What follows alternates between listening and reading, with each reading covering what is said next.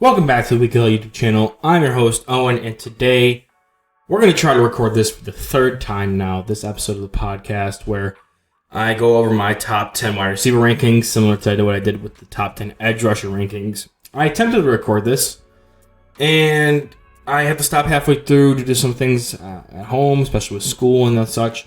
And then I was like, I can go back and redo it again and make it sound a little bit better to my ears. I wanted to give you guys the best kind of product I have. And I also then tried to record it a second time, and I got through 10 and 9. Found that one of my receivers actually just announced he's going back to school on an injury red shirt or whatever. I didn't see that before I started recording, so I had to do some editing tricks and realized that it was no longer recording my voice for the podcast. So, audio kind of important for the podcast. And I had went through and recorded a whole episode of myself and didn't have anything to show for it. So now we're on to episode try number 3. I think I found the proper way to do it. I have an eye on the recording software to make sure I don't lose my voice into the ether, not like losing my voice. And we're going to try to do this one last time. So if you have not seen my top 10 edge rushers video, and or you've not been spying on me in my home and heard me talk about this twice already, this is going to be top 10 wide receivers. I'm going to start off with some guys that I personally have not gotten to yet, and I know are in some other people's top 10, so it's probably in my best interest to watch them eventually. And in the time it took me to record the first 2 attempts and this one, I actually have watched one of the guys I originally brought up.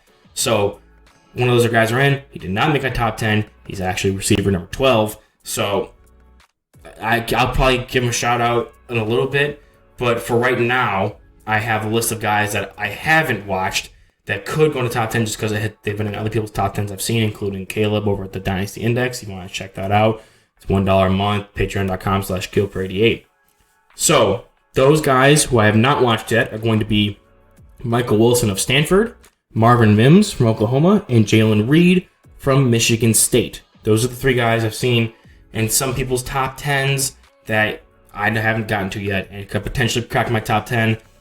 The other one was Cedric Tillman from Tennessee. He was number 12 on my list, and I can touch on him a little bit in the middle of this, because at the middle of my rankings, between 6 and 5, I'm going to go through and talk about some of my guys and not my guys that did not make my list, who I still think I should touch on because, either my guys are because I want to talk about them, or they're not my guys because people are expecting them to be on this list and they just aren't. So I should probably make comment on why that is and just give my 2 cents on them as players. So, without further ado, and I was going back and forth on this the last time I recorded this, and I think I'm going to go the other way this time.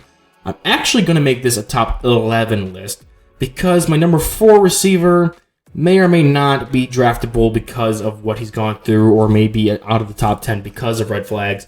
I do these rankings on film evaluation only. I do not take into account off-field stuff, injuries, things like that, unless they already had athletic question marks, and if they have an injury, it's just going to add more question marks to that. Then I sometimes will factor that in, but it may move the needle all that much, maybe half a point. Otherwise, off-field concerns, red flags. I don't have insiders. I don't have any kind of people I can talk to find out what's actually going on with teams and their opinions and things like that, which the rumor mill on the wide receiver market has been insane going into this draft season, and I'll get more to that when I get to the top 5, or top 7, really. And, yeah, so one of the guys in here in my top 5 are going to be out of my list, and I won't touch on them for too long. But, yeah, so I'm going to do a top 11 just so that way when I glance over that guy for that point, I'll still give you guys a full top 10 discussion. So, number 11, but really think of it as number 10, is going to be Nathaniel Dell, the wide receiver out of Houston. I think, and I heard a take from on a scout from an NFL team on an Instagram account or something that talked to him, that he was one of the best route runners I've ever seen. I agree. He's very snappy. He's able to utilize his change of direction, quickness in his routes really well. I think he wasn't really able to work around physicality as much as I'd like him to get separation. I mean, he is a smaller guy, 165 pounds, so it's not going to be his game to use physicality and his strength and things like that at the catch point or at the stem to get free on his release. So that's where I knocked him a little bit on his route running. But other than that, I think as a pure route runner, line him up against one-on-one with a corner and make him do a cut, have him run double moves, things like that. I think he works really well, work off his own speed, because he does have that big play ability. He didn't run as fast as I thought he would at the combine based on his film. However, he still showed the ability to get behind defenses and make those big plays, and not even just against like Rice, but against like Tulane and USF, which has NFL talent guys who have gone through the system. They're not, some nobody programs, especially Tulane. So he was able to really show off his playmaking ability on the field against those teams as well as the lower competition. Where I have my issues with Tank Dell and why he isn't like my actual number 10 is going to be his competitive toughness. I just don't think he gives all that much effort in blocking. He's a smaller guy and won't really win those 50-50 balls at the catch point. His catch radius is rather small. He is a shorter guy. I don't think his jumping ability is all that great. So I don't think he's going to be that kind of receiver you're going to line up as the true number 1 X guy and expect him to do those things for you. What I do expect him to be drafted as going to be a number 2 or a slot receiver option who's going to be your more route running centric or speed option on offense, and somebody who can also gimmick up with touches in the running game, like jet sweeps or screens and things like that. So that way you can get the ball in his hands and utilize his good vision and speed and cutting to be able to make big plays and really spread out a defense. So he's very versatile. He's got great route running. It's just more the physical limitations that are holding him back. And unlike other guys, you're like, well, he has physical limitations, but he still has the skill set of like a number 1 true receiver, so he may be able to overcome those. We haven't really seen a receiver who is the size of Tank Dell, who, just to clarify, is 5'8", 165 pounds, really succeed at the NFL in those traditional receiver roles. So I think he's going to have to get drafted into a position where someone knows how to utilize a guy of his size, kind of like Rondale Moore, Wendell Robinson, something like that, and utilize him as like that gimmick touch, slot option, deep threat kind of guy who can also get separation in with his routes, but not would be relied upon to be that outside target. So he has those limitations, those physical limitations that I don't usually factor into, but for this one, just because he's in like the 1% of weight and things like that, and his game is versatile enough to exclude him from having to just play the X, I think it's worth making mention here. So number quote-unquote 10 is going to be Nathaniel Dell. Our true number 10 is going to be A.T. Perry, wide receiver out of Wake Forest, 6'5", 205. I have a whole film breakdown on my YouTube channel where I go through a couple of his games and break down some of my favorite plays and his pros and cons already. So I've gone into depth on this guy. If you want to check out what else I have to say about him, go check out that video. I think it's like 20 minutes long. He's one of my guys because I have been on him since the early beginning of the season. I was writing for him a lot at a different website that I'm working at right now and really covering his rise and fall off of boards and things like that. I really have been watching his stock go all season, and I've been pretty much the only one who's been consistently high on him. I think A.T. Perry uses his size really well. He's not just like a tree. He has some good speed to get over top. He's got that deep threat speed.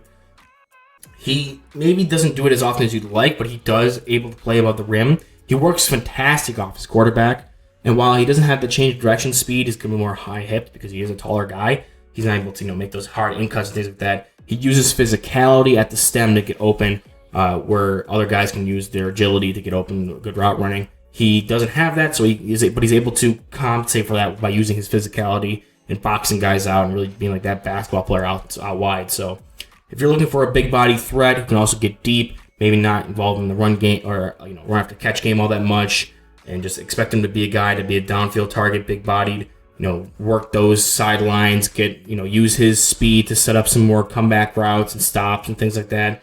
I feel like A.T. Perry is probably one of the better options you have here. I have him as a high 3rd round pick.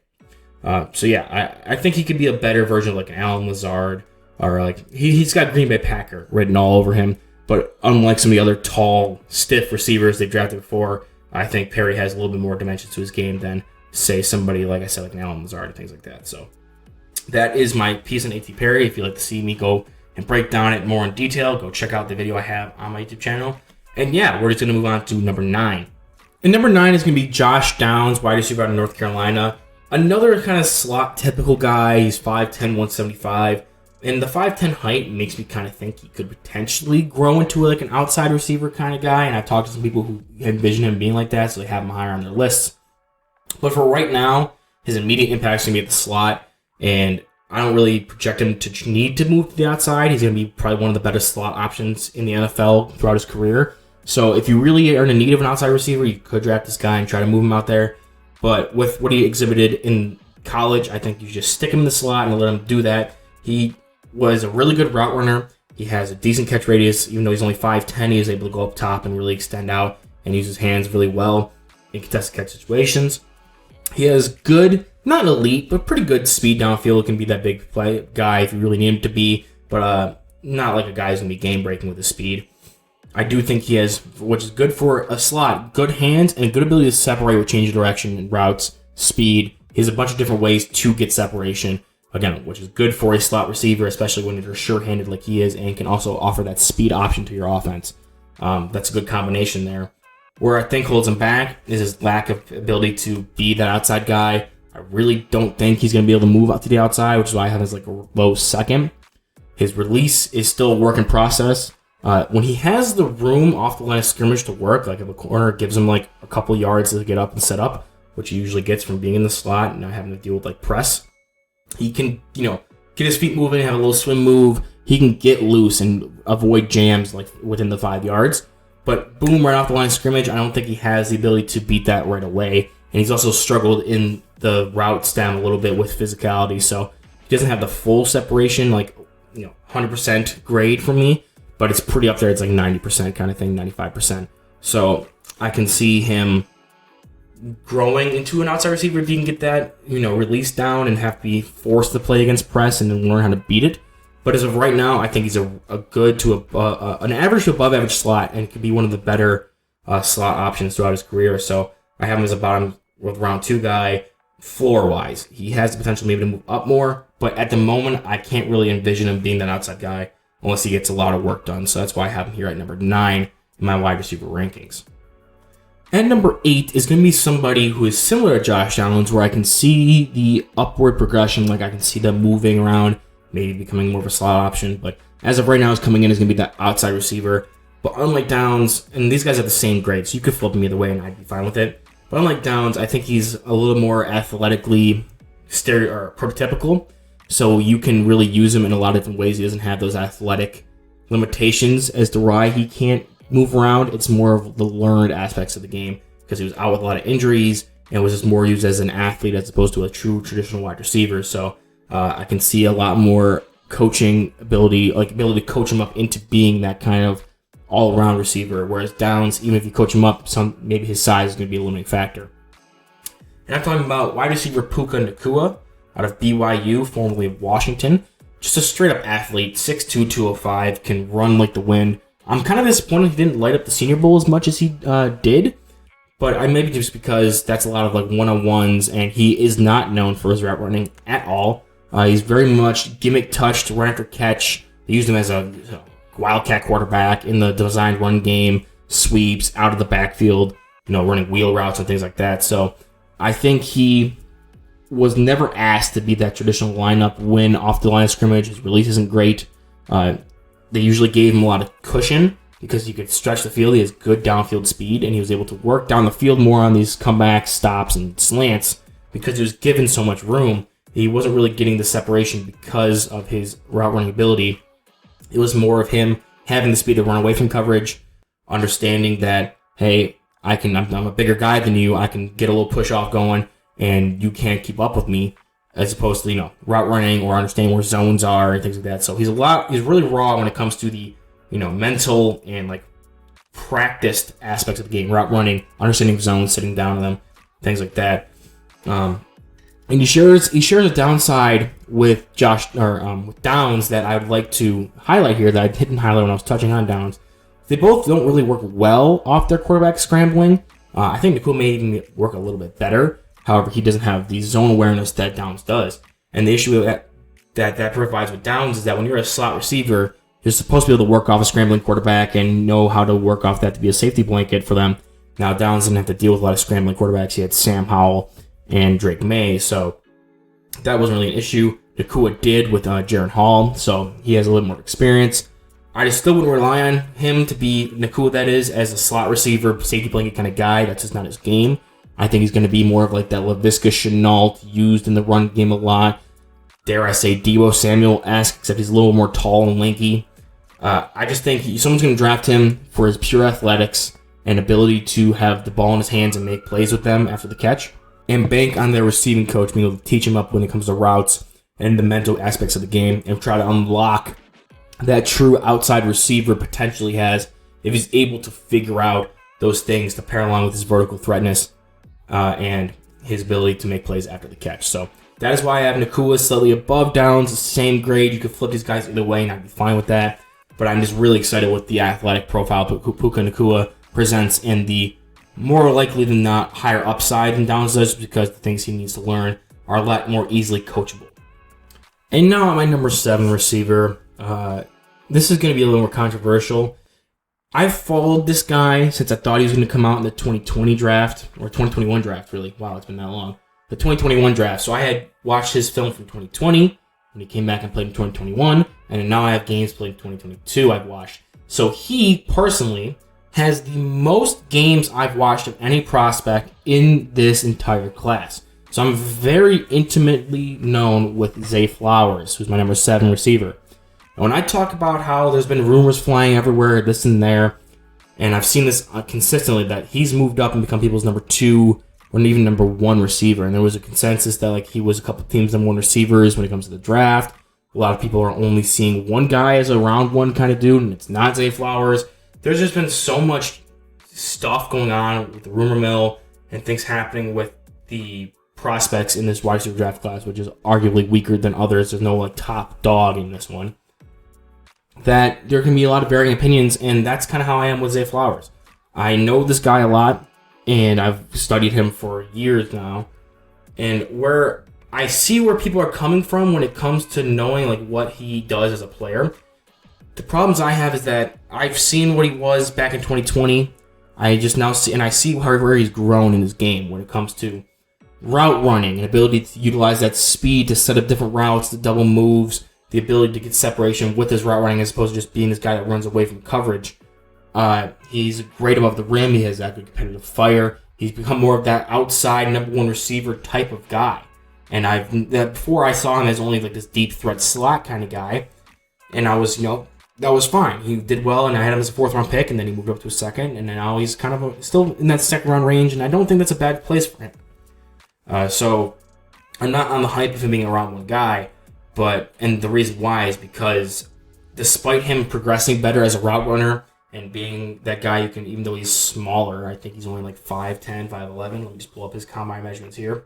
Even shorter than that, 5'9", 182, so he doesn't have the frame of an outside guy. He plays like the outside guy. He's one of these more elite big play guys in this draft class. He's up there with Jalen Hyatt as somebody who can make plays down the field and really use that speed. He's good with the ball in his hands. Like I said, he's got a better route runner. But he hasn't really answered all the questions I have on him being specifically a slot guy. Obviously, he measured in shorter. His release hasn't really improved as much as I thought it would be. Not that it's gotten worse, but I think it's not really progressed to the point that you want him as an outside guy. I brought up Deebo Samuel when I talk about Puka Nacua. This is another one where I've seen the comps of, he's going to be a Deebo kind of guy. Give him a crossover in the middle of the field, he's going to be able to make a big play and take it for 80 yards. Like, yes, he can do that in this game, but there's only, we find the Deebo Samuel every year, and not a lot of times do they work out to become a Deebo Samuel. So you don't want to, look at guys and see them as number 1 receivers in draft class based on that. So I think his separation ability with his route running and his speed and the more nuanced stuff of his game he's added on do make him one of the top receivers, a top 10 receiver in this draft class specifically. I just think there's still limitations when it comes to where you're going to be able to play on the field, how soon you'll be able to play him on the outside. If you are going to play him on the outside, I think you might need to gimmick him up and get him moving, kind of like I said with Tank Dell. But whereas with Tank Dell, the size limitations are dramatic, I think Zay Flowers has the ability to eventually move out the outside, but similar to both, you're going to have to get them in a position where, and even a little bit like how Puka Nacua is, where get them as a more of a gimmick touch guy, get the ball in their hands so they're good after the catch, allow them to, get play in the slot. This is not Nacua anymore, this is just him and Tank Dell. Allow them to play in the slot, and then similar to Nacua, try to coach them up, make sure they're ready to play on the outside with releases and ability to get separation against these more physical corners. So I see Zay Flowers as having the upside and being further along than both of those guys. He has more upside than Tank Dell and further along than Puka Nacua. It's just that I don't see him having that dominant number one receiver build or even a number two receiver build. It's going to be more of a high-end slot, potentially number two if he can get there eventually kind of guy. But for right now, high-end slot, gimmick touch kind of receiver. And I just don't, I'm not there with the first round and number one receiver hype as everyone else is. So that's my little piece on Zay Flowers. You can call me a hater on him or not my guy. I still really like him. I've been on that train for a while.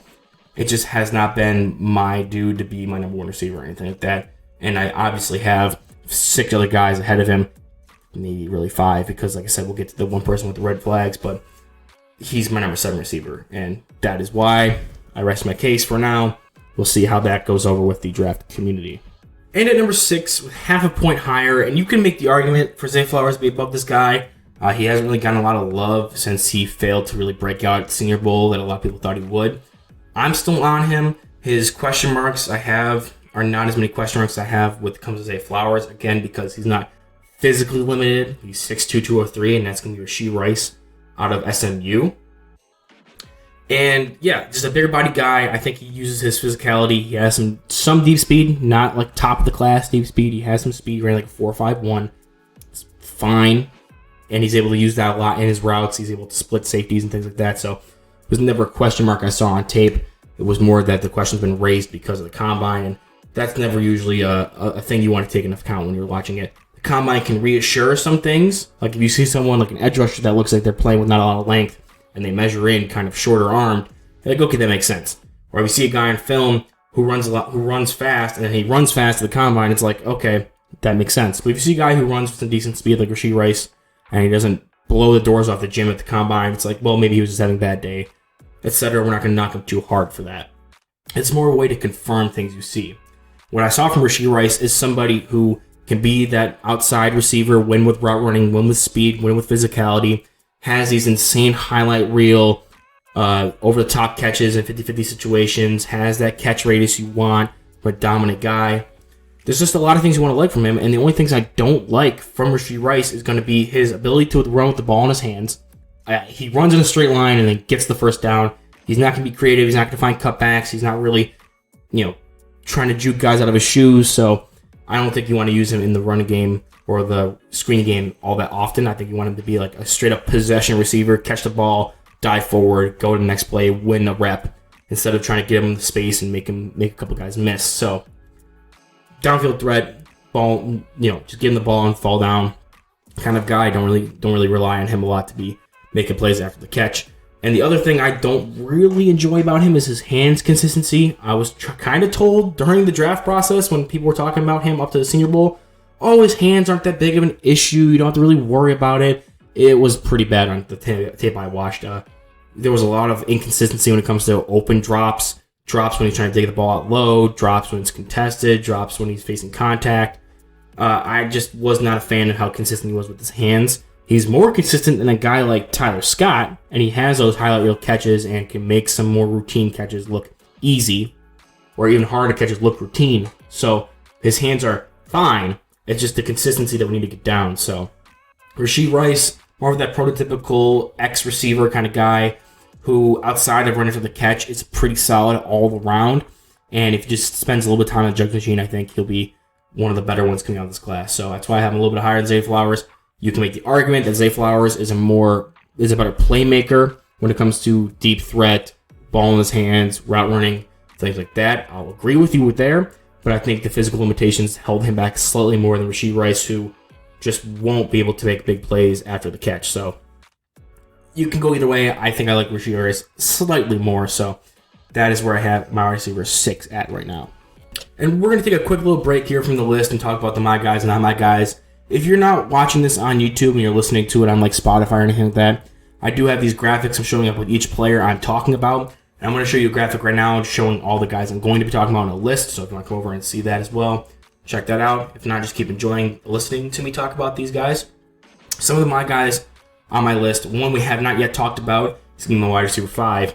But also we have A.T. Perry, who was my wide receiver, quote-unquote 10. Tyler Scott, who is a wide receiver from Cincinnati. I have a full breakdown of him on my YouTube channel if you want to go check that out. I think he's a really solid potential number 2 receiver down the road, definitely number 3 outside kind of guy. Maybe even moving into the slot. He has the good route running chops to do that and ability to work off his quarterback. Just the hands are atrocious. He was the number 1 overall pick, number 5 overall pick, something like that, in the USFL draft. So if he doesn't go to an NFL team, he's going to be lighting up the USFL come maybe this spring, potentially. We'll see what happens with that. And then another one is going to be Terrell Bynum, wide receiver from USC. He did play at Washington, moved to USC to try to boost his draft stock, and then Jordan Addison transferred there, and they had already a pretty good wide receiver depth chart, and he was hoping to be like their number 2 or number 3. Addison gets there, bumps him down to like the 4 or 5, so it's a little tough earnings there. I think just watching his Washington stuff, because he only had like 10 catches this year against USC and didn't really see the field all that much, just because of how deep their team was. Going back to watching his Washington tape, I think he's worth like a early day 3 flyer as like this run after catch slot option who's able to work off his quarterback pretty well. Has good hands, has good routes, is physically limited, isn't going to take the top off any defense, isn't going to play the outside role, but I think could be a good slot option. Maybe, always good. You're always looking to improve from him, but like you always find that you can't really find anybody better than him at the moment in time without spending a lot of money. So just a solid slot hand, and I don't expect a lot of people to know him or a lot of people to even look his way when it comes to drafting him, but he's got good size for a slot receiver, and I think he's a good guy to take a fly around. And then the only true not my guy I have here is going to be Jalen Hyatt. I have him as a bottom of the round 3 kind of guy. Actually half a point lower than the other guy I'm going to touch on in this section, even though he's technically not my guy, which is Cedric Tillman. Both these Tennessee wide receivers, the system they played in did not help them all that much. I really think that the fact that they played in the system they played in really impacted how they were going to deal with NFL-level corners who are going to jam, and they just don't have the route running chops to really get separation right away, especially with Tillman, who I feel like only ran comebacks, go routes, and slants. He's a big-body guy, is a deep threat. Even though he didn't run all that fast, I think he has some good long legs. He's able to eat up ground really fast, really aggressive at the catch point. So I think he offers a little bit more or a little more variety in his game other than just being a deep threat that Jalen Hyatt is.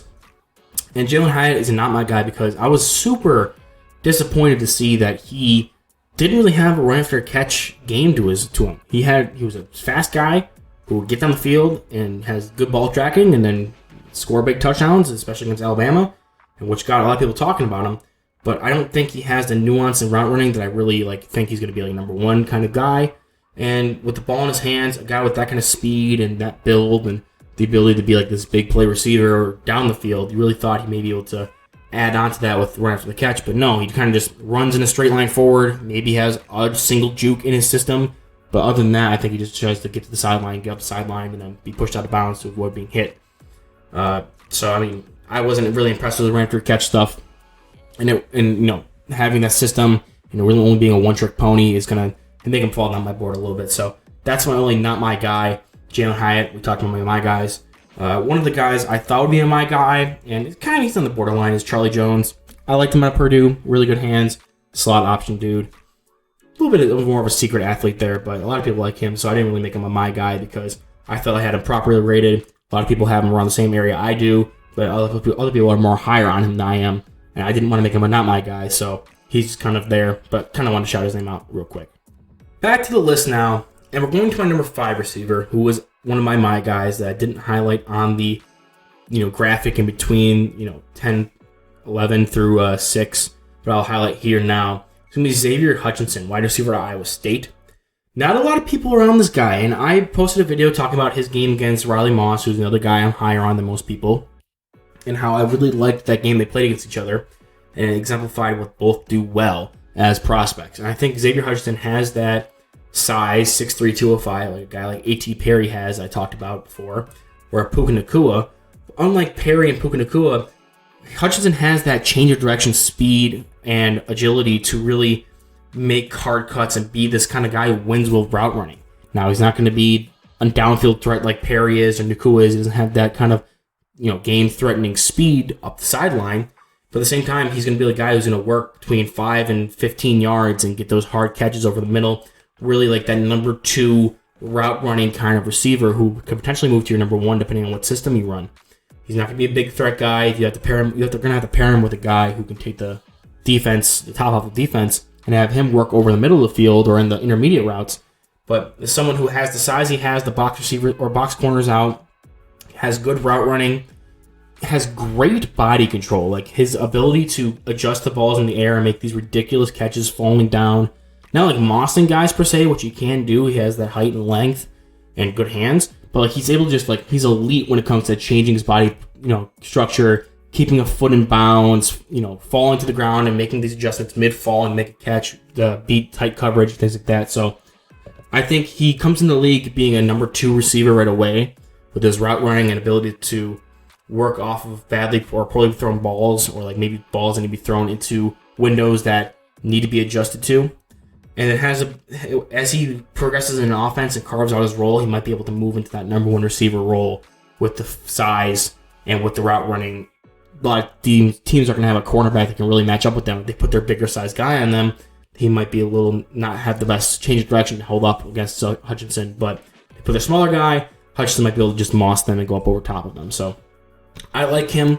There is a video on my channel where you can go check out me talking about him versus Riley Moss, so I'm not going to dive too much deeper into Hutchinson, but he's one of my favorite receivers, and he's been that for a long time, and I'm definitely one of the higher people on him. For a long time, I had him as a first-round pick, but I kind of cooled off a little bit after I watched a couple more of his games, but still, high second round for me there with Xavier Hutchinson as my number 5 receiver.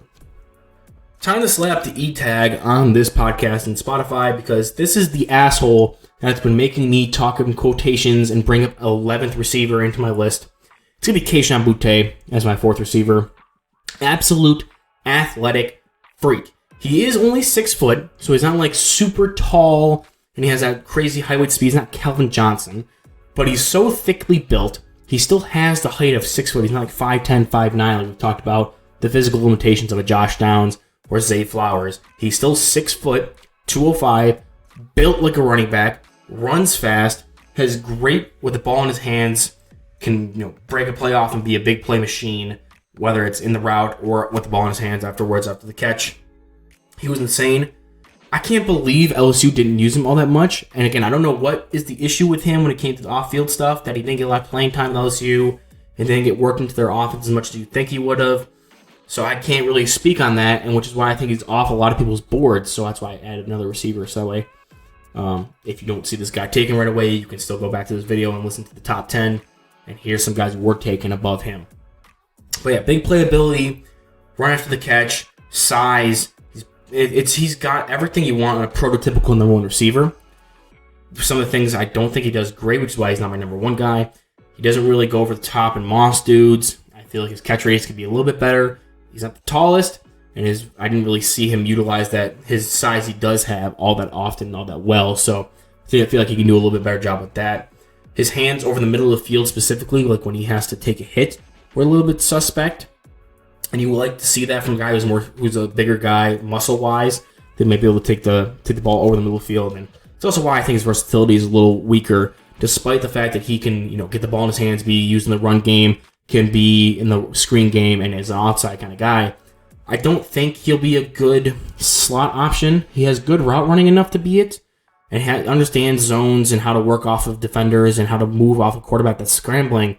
But you have to be the guy to hold onto the ball over the middle of the field, and I just don't think that's his game at all. I feel like he would rather not be the guy who takes the big hit to get the first down and be that safety blanket. He'd rather be the big play threat on the offense. So I don't think he's going to be a slot option, at least right away.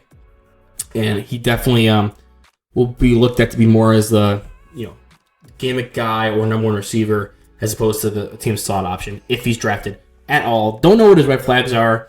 We're going to stop talking about him because he might not be talked about until day 3.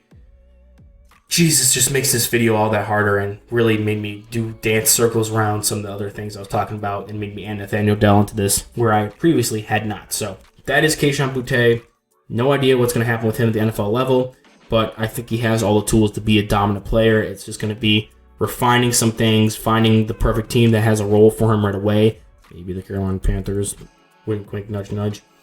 But yeah, that's my little piece on him and why I have him as like he's in, but he's not in, and it sucks that he's my 4th graded receiver, and it has to be talked about as like, is he even going to get drafted kind of guy. Now we're on to the top 3, and it's going to be consistent with a lot of other people's top 3s before Zay Flowers, kicked the door in on this party. And I've seen a lot recently where it's been like there's only one true round 1 graded receiver. I don't think that's true. I think my number 3 guy, Quentin Johnston, he's on the borderline. I could see him falling out of a round 1 draft grade just because he does things great. He's got good size. He measured in. I originally had him like TCU had him down, and like everyone else was talking about how he's going to be 6'4". He measured in at 6'2" at the combine, so it's a little bit concerning that he played the way he did, and we're expecting him to be 6'4", and it's like, well, he's 6'4". There's a reason why he has these limitations. He's super high-hipped. He's a taller guy. He's going to be able to moss dudes, but he's only 6'2", so it's like it exacerbates some of his negatives, but it also makes it like, well, this is routine for a 6'4" receiver. Well, it's not routine for a 6'2" receiver, and he was still doing it. So I think the catch radius and other things that we've been talking up about him as this big-bodied kind of receiver guy gets better to the fact that he's shorter and was still able to play with that kind of presence.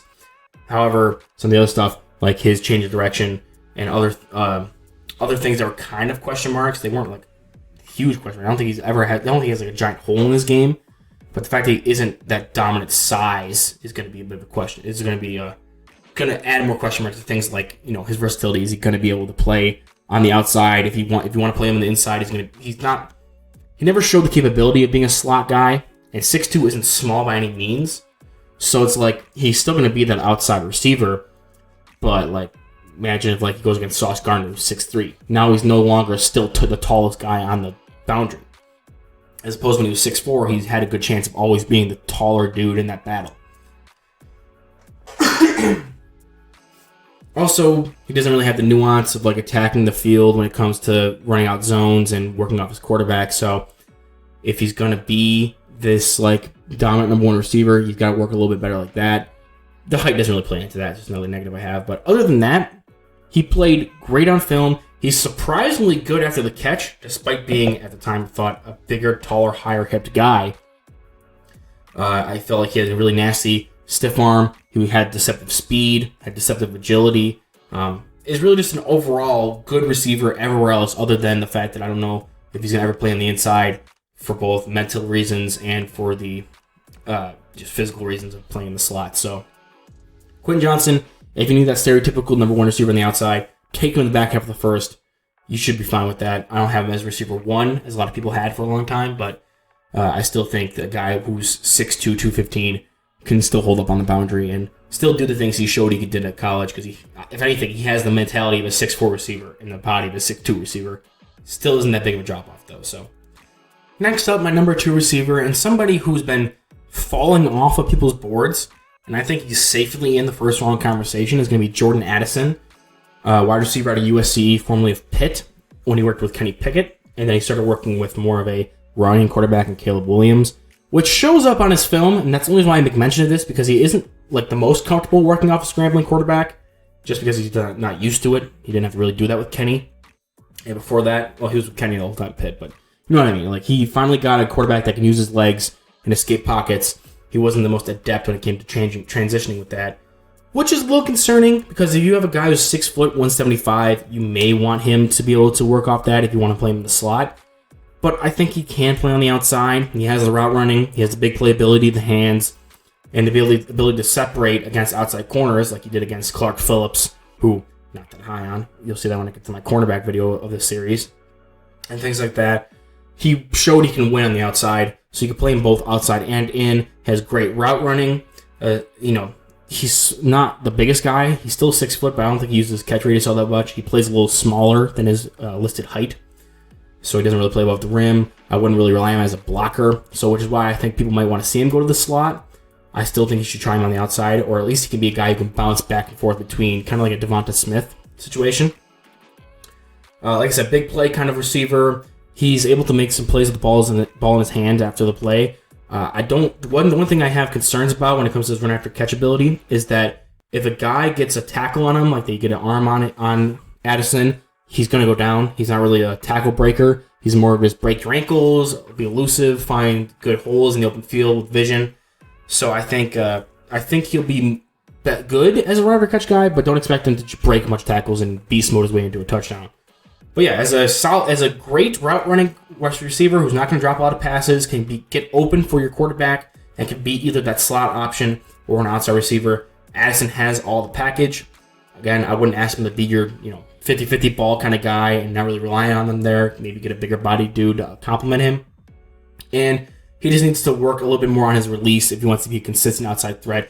But if you're moving him around and playing with the matchups there, it shouldn't be that big of an issue. I just felt like he struggled a bit with contact on the outside when it was a good press corner. So like he faced Caillou Bukele a little bit, who was this taller, longer guy. Had a couple reps where he absolutely deleted him. Other reps where he was able to beat him off the line. And if they ever didn't play him on press man, he cooked Caillou Bukele. So I'm not too worried about it. You just play the matchups there and things like that.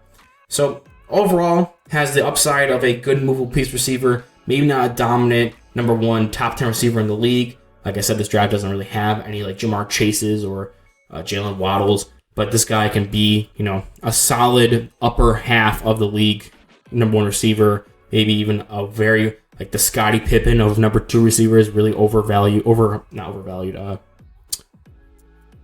what's the overaccomplished number two guy for you? So this is your number two receiver. You're in a good place, and I think you can move him around, and he fits any system. So showed that with both the kind of pocket passer Pickett and more of the spread, more mobile quarterback in USC with Caleb Williams. So Jordan Addison, somebody I'm still a lot higher on. A lot of people are.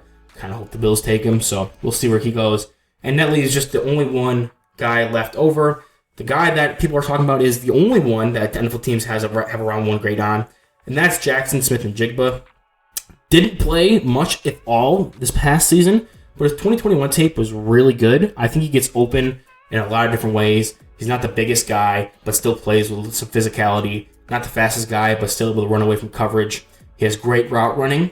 I think he doesn't play above the rim all that much. He doesn't really use the size. Again, he doesn't have that big of a size advantage anyway to be that contested catch kind of guy, but he gets separation. He gets open. He can have big plays despite not being this amazing athlete. He's just that guy where you look at him like a Terry McLaurin. I mean, that's kind of a bad example. But like somebody who wins, and you're like, how the hell is this guy? He's not the biggest. He's not the fastest. He's not the longest. How does he keep winning? How does he keep getting open? It's, how is this happening? And it's just because he's good at his craft. He understands what he's doing. He understands his physical limitations, understands his opponent's physical limitations, and uses that to win. And yes, he was in Ohio State where he had Justin Fields throwing to him in his big years and has other guys like Marvin Harrison or Chris Olave and Garrett Wilson, so he didn't have to be that number one dominant guy, which he isn't. I think, again, he's another overqualified number two receiver. If he's your number one, you're not in a bad spot. But I feel like you would always be like, well, we really want that number one Calvin Johnson, Jamar Chase, Stephon Diggs kind of guy to pair with JSN, so he doesn't have to carry the load of the offense so much. But I think if you have him as your one, you should not be complaining. It'll still be a good guy or a good player for your team. He's not the most physically dominant, but he will be open. And especially if you're like a rookie quarterback who needs somebody who can consistently be open for them, I think JSN is the way to go. And that is why he's my number one receiver. Like I said, I highlighted some of his negatives when it comes to he's not the biggest, fastest, tallest, whatever. It's just a lot of lack of being a physical freak that I have him held back. But other than that, versatile guy, can just get open. And I really like his hands. I like a lot of things he did on tape, especially in 2021. So that is my list of top 10 receivers. Just checking the recording. We're still going, baby. This one's going to go live tomorrow, Tuesday, April 11th. I'm going to try to get my top 10 linebackers out by Friday, April 16th. I believe that's the date of it. Because I have a bunch of them done already. I still have guys like Davion Henley, Owen Popo, and the guy from Tulane. Oh, I can't think of his name. But we're going to be getting through the rest of these kind of top 10 guys. And I'm going to have that video podcast hopefully out by Friday. I haven't been able to do some of the video breakdowns. I'm on official spring break. We were on Easter break before. On spring break now. I still have some work. I still have work to go to, but I have a lot more time to get these videos out and watch more guys. So I'm going to hopefully get more out. I know I've been saying that at the end of every video recently, especially the XFL Power Rankings. If you haven't checked those out, also check those out. But yeah, I'm really going to hunker down and try to get some more stuff out, especially as draft season's about to be here. Check out Defiant Football Takes. It's a website where I'm writing player profiles for them. I'm also going to be appearing on their YouTube channel, doing some more like film breakdowns of some edge rushers, Nolan Smith, and who was the other one? BJ Ojolari, that's who it is. As well as writing stuff for them. And check out patreon.com/KeelPro88 to get all of my breakdowns of every single position, write-ups and all that stuff, as well as Caleb's and our Dynasty content, our analytics content, all for $1 a month. Check that out. And other than that, I will see you in the next one.